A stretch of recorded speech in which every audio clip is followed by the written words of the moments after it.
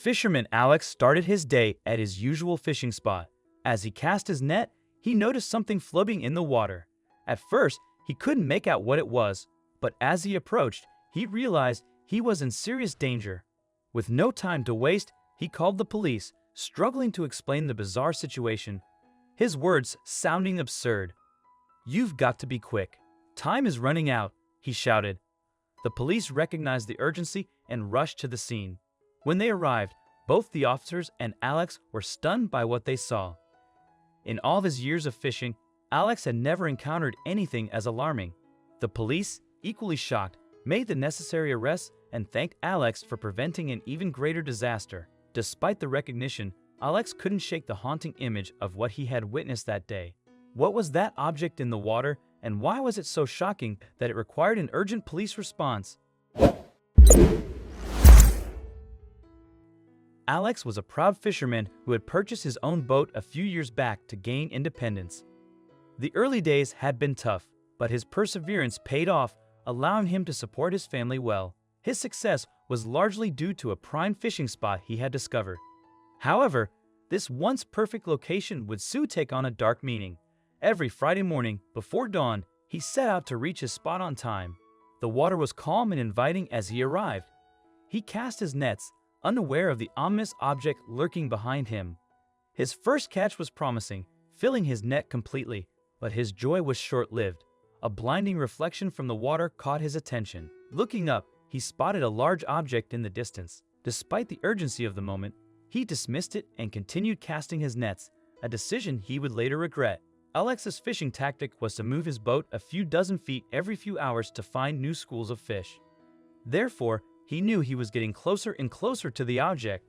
He was now wearing sunglasses so that he was no longer bothered by the reflection and was therefore less aware of the object, costing him precious time. Then lunchtime arrived. Alex terribly needed this break because of the heavy nets he had had to bring in so far. He grabbed his lunch, sat down quietly, and then found himself looking out at the object. He calmly ate his sandwich while a feeling of restlessness took over because the object seemed to move. At first, it looked like it was floating, but when Alex looked closer, he saw air bubbles surrounding the object. Was it a living organism? Was it some luggage that had fallen off a boat? Alex was determined to find out, although in hindsight, he wished he hadn't. After he finished his lunch, he raised his anchor to continue sailing. Alex then pulled in the nets before he could leave for the object. Now that he was ready to leave, he slowly sailed in that direction. The discovery was imminent, and nothing could prepare Alex for it. Then, as soon as Alex got really close and saw the sheer size of the object, he realized it was a living creature. He was scared to death. The beast hardly reacted to his arrival, which is why Alex suspected it was injured. But what Alex didn't know was that the beast was indeed injured at the hands of another fisherman. Alex was no coward and knew the sea like no other, so he didn't shrink back despite the terrifying face of this huge beast. He tried to get a closer look, but he couldn't get any nearer. He can't identify what kind of beast this is, but time is running out. Alex is suddenly startled because he sees another fishing boat coming from the corner of his eye. At first, Alex is relieved because, although it is strange to see another fishing boat in his spot, this fisherman could potentially help him identify the beast. The fishing boat is getting pretty close now and doesn't seem to be planning to slow down, which also makes the beast more restless. Alex notes that the other fisherman seems to be in a hurry and comes out of his cabin as soon as he approaches Alex's boat. Alex greets the other fisherman. "Hello, sir. How are you doing? Look, I might need your help here." It's as if Alex is speaking to someone who doesn't understand the language because he doesn't get an answer. But then he does get a response, and it turns out that this fisherman has no friendly intentions. The fisherman has a harpoon in his hand, which he has aimed at Alex. Alex is terrified and fearfully says, "Look, man, you can have this thing right here," pointing at the beast. Alex jumps to conclusions after sensing the animosity from the other fisherman. He immediately tells him that he can have the beast and that he will continue fishing. He pulls in his net immediately to reinforce his words, but the other fisherman has other ideas. Alex isn't done yet. The fisherman again aims his harpoon at him, ordering him to throw his foam at him. Alex doesn't know what he's hearing and asks the fisherman what he means. The fisherman repeats his command. Alex senses the threat hanging over him and knows he must come up with a plan. The plan doesn't take long. Alex pretends to cooperate by being extra friendly. He tells the fisherman that the phone is in his cabin.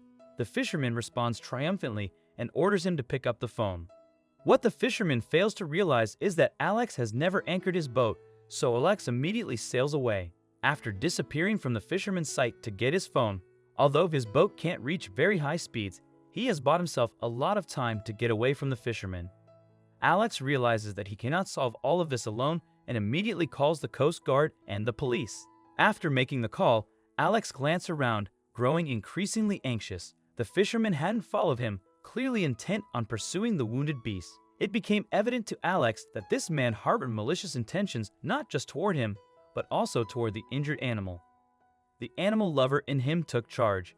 Resolute, he turned back, fully aware he was putting himself in danger again, and raced toward the creature, hoping to reach it before the Coast Guard and police arrived. As he approached, he was relieved to see the Coast Guard and police already on the scene. Determined, he moved closer and witnessed the fisherman being subdued by the officers. Upon arrival, he saw the man handcuffed and quickly asked the police chief for an explanation. The chief revealed that they had been monitoring the fisherman for some time. The creature was a rare species of whale, and the fisherman had attempted to kill it to sell its meat. Grateful for Alex's assistance, the police thanked him, allowing him to finally enjoy his vacation.